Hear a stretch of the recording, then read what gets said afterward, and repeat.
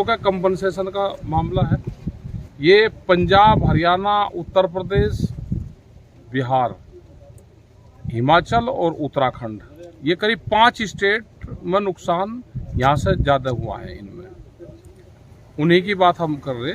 और पंजाब में आंदोलन के दौरान इसी मुआवजे और कंपनसेशन के लिए यहाँ पे किसान की डेथ हुई।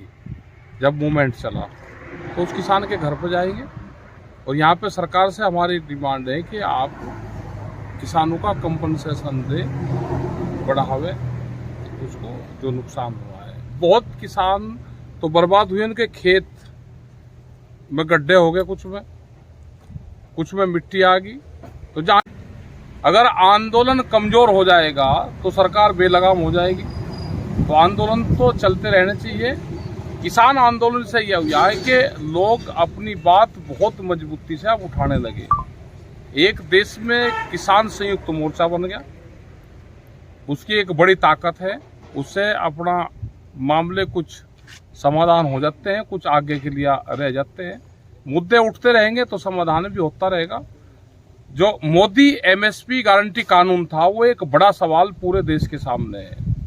उसके लिए फिर एक बड़े आंदोलन की जरूरत पड़ेगी। अभी वो आंदोलन वैचारिक रूप से पूरे देश भर में चला हुआ है, लेकिन फिजिकल रूप से अभी वो आंदोलन जैसा दिल्ली में हुआ था उस तरह का अभी नहीं हो पाया। जिस तरह से नूह में जो मामले हुए, उस जो ताकतें हैं, जो गलत मैसेज फैलाते हैं, उनका मुकाबला करा जाएगा। खास करके जो हमारी खाप पंचायतें हैं, हमारा किसान संगठन है, उससे मुकाबले के लिए तैयार है। और कल भी मेवात नूह में अलवर में पंचायत थी, वहाँ पे उनको कहा भी है, सरकार को कहा कि इस तरह के जुलूस ना निकलने, जो जुलूस धार्मिक उन्माद फैलाते हो वो जुलूसों पर पाबंदी लगे। हमारे धार्मिक यात्राएं निकलती है सबकी, अगर भारतीय धार्मिक यात्राएं निकलेगी तो उसमें किसी को कोई ऐतराज नहीं है। सुप्रीम अगर नौरंगिया धार्मिक यात्राएं निकलेगी, वे कहीं न कहीं से एफिलिएटेड हैं, वे दंगा भड़काने का काम करती है, उस पर सरकारें रोक लगाएंगी। सुप्रीम कोर्ट वालों भी चिंता ਜ਼ਾਹਰ ਕੀਤੀ गई है कि ਜਿਹੜੇ ਇਹ ਵਰਤਾਰੇ ने इन्हें बिल्कुल संवेदनशील है, इनको रोकना चाहिए, लेकिन इनको सरकारें सपोर्ट करती है, इनसे वोट दिखते हैं। लेकिन देश की जनता समझ गई है कि ये जो लोग हैं ये सरकारों के कहने पे ये काम करते हैं। आम जनता देश की समझ गई, इस पे पहचान उन लोगों की करे और इनका मुकाबला करना चाहिए हमको सबको। जैसे नूह की घटना हुई तो पूरा देश सक्रिय हुआ और फिर उसका मुकाबला करा। 28 तारीख की जो उनकी यात्रा थी वो यात्रा पूर्ण रूप से बंद होगी, प्रतिबंधित होगी, ये हरियाणा सरकार ने कहा है।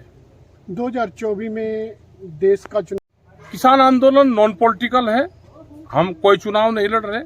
और जो लोग भी किसान आंदोलन के नाम पर चुनाव लड़ते हैं वो देश के किसानों को कमजोर करते हैं, उसको मूवमेंट को कमजोर करते हैं। हम जिस उद्देश्य से जनता ने हमको चुना है वो नॉन पॉलिटिकल प्लेटफॉर्म पे जनता ने चुना, हमको नॉन प्लेटफॉर्म पे ही हमको रहना चाहिए। और किसान इसमें कोई चुनाव में कोई भाग नहीं लेगा, वोट सबका अधिकार है, वो कहाँ दे रहा है।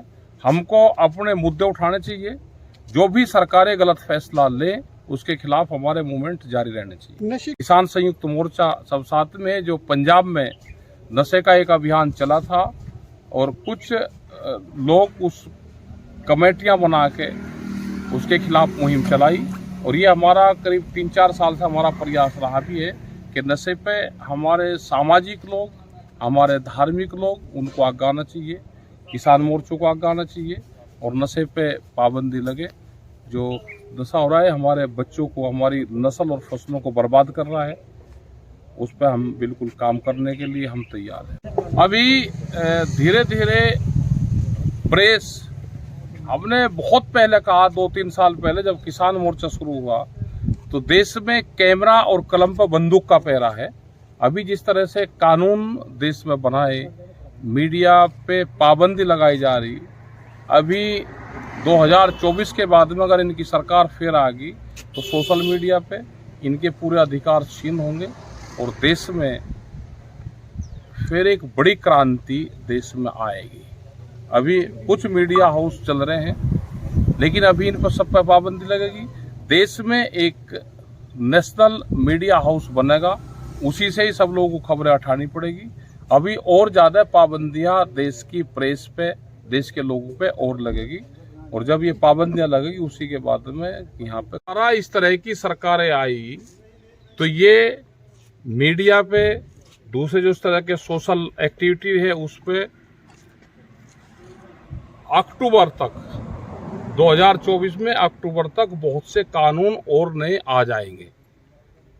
उसके बाद में कोरिया जैसी स्थिति देश में बनेगी। और ये सब काम जब होता है जब देश में विपक्ष सोया हुआ रहता है, विपक्ष सड़कों पर नहीं रहता। जब तक विपक्ष के लोग आंदोलन नहीं करेंगे, वे आवाज नहीं उठाएंगे, जब तक देश में तानाशाहों का जन्म होता रहेगा और वे तानाशाह राज करते रहेंगे।